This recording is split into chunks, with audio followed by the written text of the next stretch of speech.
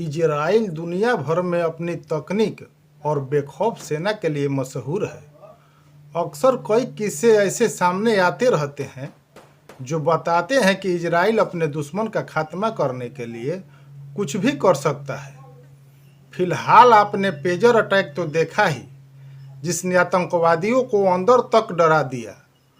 अब तो आतंकवादी इजराइल से इतने डरे सहमे हैं कि उन्हें लगता है कि वे अपने घर में भी महफूज नहीं हैं। पैखाने का फ्लश दबाने से भी डरते हैं कि कहीं इजराइल द्वारा इसमें भी बम फिट न हो। अपने बाइक और कार का स्टार्ट बटन दबाने से पहले 100 बार सोचते हैं कि कहीं बटन दबाते ही टाटा बाय बाय न हो जाए। हम बात करने वाले हैं ऑपरेशन एंतेबे के बारे में, जिसे ऑपरेशन थंडरबोल्ट भी कहा गया है। तो आइए जानते हैं इस ऑपरेशन के बारे में। 27 जून 1976 जगह इजराइल की राजधानी तेल अवीव का बेन गुरियन इंटरनेशनल एयरपोर्ट। रात करीब 11 बजे फ्रांस की एयरबस A300 B4203 इजराइल की राजधानी तेल अवीव से ग्रीस की राजधानी एथेंस के लिए उड़ान भरी।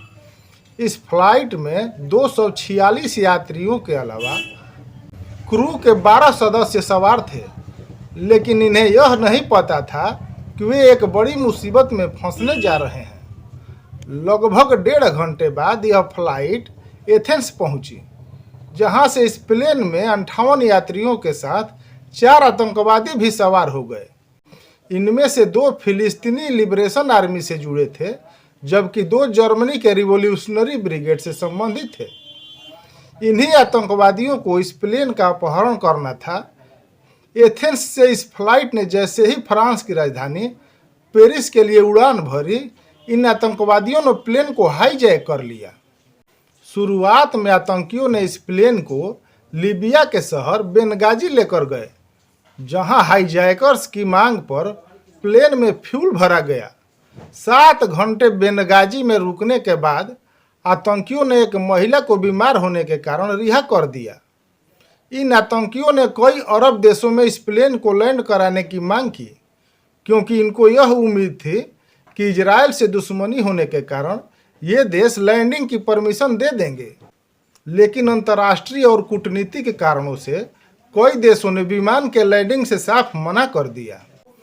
28 जून को दोपहर 3 बजे थक हार कर इन हाईजैकर्स ने विमान को युगांडा के एंतेबे हवाई अड्डा पर लैंड कर दिया। वहां का तत्कालीन तानाशाह ईदी अमीन ने इन हाईजैकर्स को वो सभी सुविधाएं दी जिसकी उन्होंने मांग की। आतंकियों के कहने पर ही ईदी अमीन ने अपनी सेना के खास लड़ाकों को बंधकों की निगरानी करने के लिए तैनात कर दिया। लैंडिंग के बाद विमान में सवार सभी इजरायली यात्रियों को पास में बने एक टर्मिनल में ले जाया गया। इधर इजराइल में विमान अपहरण की खबर आते ही खलबली मच गई। आनन फानन में इजरायली सरकार ने सेना प्रमुख और खुफिया एजेंसी मोसाद के चीफ के साथ मीटिंग की। इस दौरान फैसला लिया गया कि पहले आतंकियों की मांगों को सुना जाएगा, जिसके बाद इस पर कोई फैसला होगा। आतंकियों ने इजराइल की विभिन्न जेलों में बंद अपने सैकड़ों साथियों को छोड़ने की मांग रखी। इतना ही नहीं, ये आतंकी विदेशों में बंद अपने दूसरे साथियों को छुड़ाने और 5 मिलियन अमेरिकी डॉलर की मांग कर रहे थे। इसके लिए आतंकियों ने इजराइल को 48 घंटे का समय दिया था। इजराइल की नीति आतंकियों के साथ कोई भी समझौता न करने की रही है, जिसके कारण उन्होंने आतंकियों को उलझाने के लिए चाल चली और इस डील को लेकर बातचीत करनी शुरू कर दी।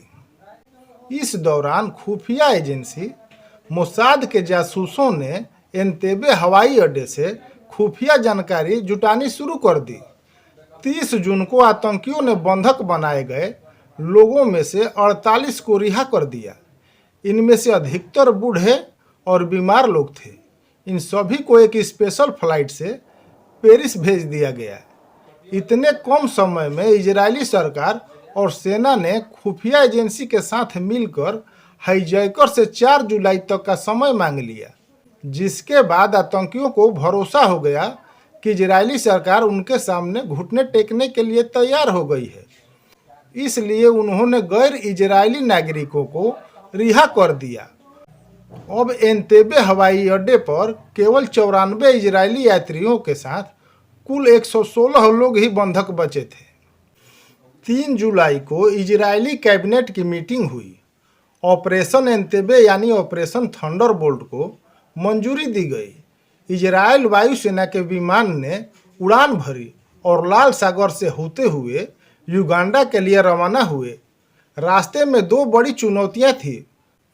पहले दुश्मन के रडार में आने से बचना और इतने लंबे समय के सफर के लिए विमान में तेल भरना। विमान समंदर के ऊपर कम ऊंचाई पर उड़ गया, जिससे रडार से बच गया और हवा में ही अन्य विमानों की मदद से मिशन वाले विमान में तेल भरवाया गया। 4000 किलोमीटर के सफर के बाद इजरायली सैनिक एंतेबे पहुंचे। अंधेरा हो चुका था। जैसे ही सैनिक उस एयरपोर्ट पर पहुंचे जहां बंदियों को रखा गया था, युगांडा की सेना ने उन पर फायरिंग शुरू कर दी। इजरायली सैनिकों ने एक कार का इंतजाम किया था जो ईदी अमीन की कार से मिलती जुलती थी, ताकि युगांडा के सैनिक उन पर हमला न करें, लेकिन उनका ये प्लान फेल हुआ।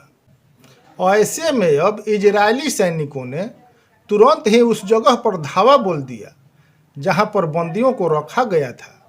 इजरायल के लड़ाकुओं ने दुश्मनों को मारना शुरू किया, बंधकों को निकालने का बंदोबस्त किया। इजरायली लड़ाकुओं ने सभी हाईजैकर्स को मार दिया। युगांडा के कई सैनिक भी मारे गए। इजरायली नागरिकों को तुरंत विमान में लाया गया और सभी को बचा लिया गया।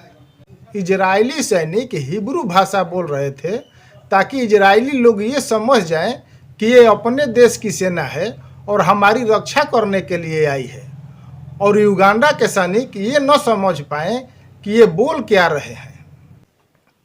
इस पूरे मिशन में इजरायल का सिर्फ एक सैनिक मारा गया था, जिसका नाम योनातन नेतन्याहू था। वो सैनिक कोई और नहीं बल्कि इजरायल के तत्कालीन प्रधानमंत्री बेंजामिन नेतन्याहू का भाई था।